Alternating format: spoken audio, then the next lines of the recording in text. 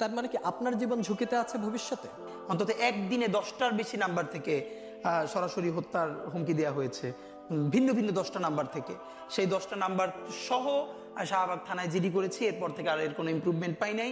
তো এটা আপনারা আবার অনেকে মিডিয়া বলবে যে তাহলে আপনি জিডি করেন নাই কেন, এই জন্য করে রাখা। কিন্তু এই জিডি বা কোনো কিছু আমাদেরকে সুরক্ষা দেবে সেটা আমরা মনে করি না। এবং এই জন্য আমি বলেছি আজকে যদি আমাকে হত্যা করা হয়, যে কোনো মুহূর্তে করা হতে পারে। আমি আমার বন্ধুদেরকে ইনকিলাব কালচারাল সেন্টারে সেদিনকে আমরা সবাই বসে বলেছি যে আল্লাহ যদি আমাকে আগে নিয়ে যায় তারপর তোমাদের করণীয় কি। আমি আমার পরিবার এবং আমার ভাই বন্ধুদেরকে ডেকে বলেছি যে আল্লাহ আমাকে নিয়ে গেলে করণীয় কি হবে।